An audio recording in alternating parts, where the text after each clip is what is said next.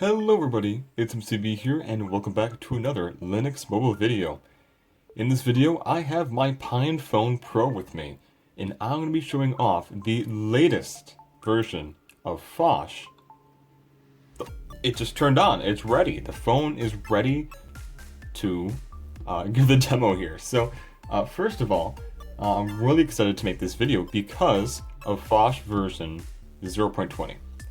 That is the latest version, and that's why I'm using Manjaro, actually. Before I was using Mobian, and now I'm using Manjaro because this has the latest stuff in their development branch.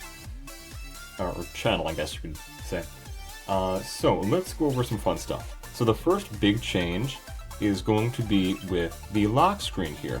So before, you only could just swipe and enter your passcode, and that was about it. But now you have this top bar here, the status bar. You can kind of see it has the Wi-Fi, and has the location, has the battery and everything. And what's cool, you can now swipe. And look at that. So before that wasn't there, and now you can just use a swipe gesture, and it will show you these quick settings here. So things like power, although you can't actually press this in the lock screen, which I guess you could say is a good thing that you can't do this, but then again, I could just press the power key for a long time, the phone would shut off. So I think that maybe not having a shutdown option here when you press the power button is a bit of a misstep, but it's okay for now. Yeah, so you have things like your modem, your Wi-Fi, Bluetooth, all nice options here. So battery, rotation, this is for if the silent mode or quiet, for if the phone should make a sound, I believe, or vibrate when you get a notification. And then the torch, I'm not going to turn it on because there was something wrong with how much power is being sent to the torch LED. But then down here is the volume control, and this is the display brightness control. I don't want to edit these right now just because I have the camera picking it up at a good brightness. Yeah, so those really exciting changes because that top bar wasn't there before. Now when I actually get into the home screen here, the same thing applies here, where before you actually had to tap up here, and now again it's just a swipe. And you also have access to your notifications. So I believe in the lock screen you have notification access where you can only see the app name, but once you're in here you'll actually see the message. And this is what I was trying to show before. When you press the power button, you can lock the screen, restart the device, or simply power off. And this little lock button will just turn the display off and lock the device. Now there is one thing I do want to show off here, and that's when you press a certain widget, I think is what they call it in Phosh, from your settings. For example, I press the battery, it's going to take a hot second, but it is going to open up the settings app, and it's going to go to the power section. That's really nice. So same thing for Bluetooth and Wi-Fi and everything. If you press it, it will go to that section. Now once you're here, you'll notice that instead of pressing like you used to before, it's another swipe gesture. And then you can swipe it up to make it go away.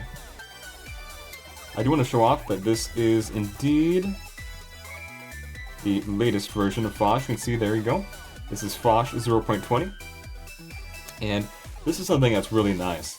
Is before, when you were typing away and pressing the space bar, I would often accidentally press this down here. And that is when it wasn't a swipe gesture, it was when you would press it to activate it. So now I would be typing, then zoop, oh no, and then typing, trying to do space, oh no.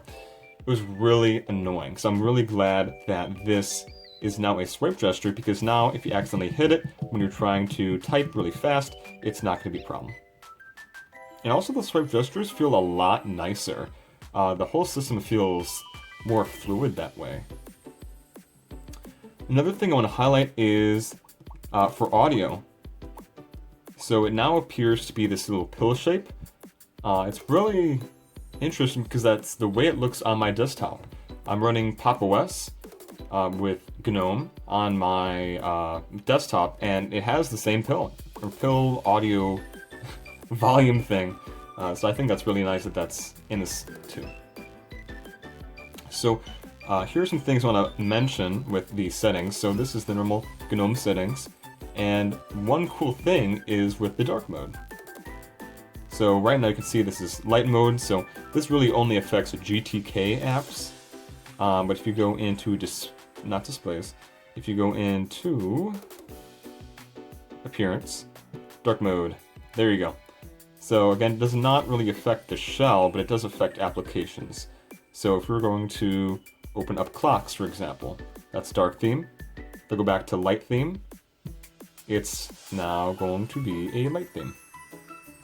You can also see that when you have multiple apps open, you can just scroll between them with your finger, and then again, once you're done with it, swipe it away. I'm done with you. It's pretty nice. Now, I am using Manjaro. With this Manjaro edition, it actually customizes some of the things here. So if you were to install this by default, some of the app icons will not look like this. These icons are a different icon pack than the default, and that's just some pre-configured settings by Manjaro. And I actually like their decision for some of this. These icons look pretty nice, if maybe a little Android-y, dare I say it. But they're playful, they're nice. One thing I do want to mention is the Tweaks app down here. So this Tweaks app is something you will get with post-market OS, see, PMOS, Tweaks. Then also this is available on Manjaro and maybe a few other distributions too. Wow, this is looking really orange. I'm sorry, I don't know why it's looking orange here. You've got this on different distributions, but not Mobian. So I was using Mobian before, so a lot of these things like these new icons that Manjaro has picked out, again not default, and the things like the Tweaks app that are not there are pretty cool to see.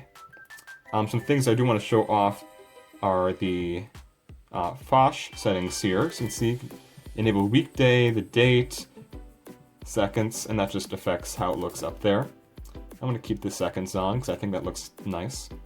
Another thing that's really important is the battery percent. I don't know why you don't want that to show by default. Like, especially on a PinePhone, like, you're going to want to know the battery life on this device. Other options to move the clock are important. So let's say if you're running this on a device with a camera with like a teardrop design or anything else like that, you need to shift the some of the things in the status bar, and this will let you do that. Other things that are notable, just not that, are the power settings here. So this is for suspend. So if you're on battery or on AC power, when should you suspend the device? Another thing I do want to note is, not that, sound.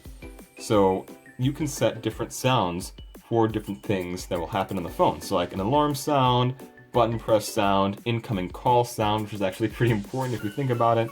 That's basically your ringtone, new SMS, and new email.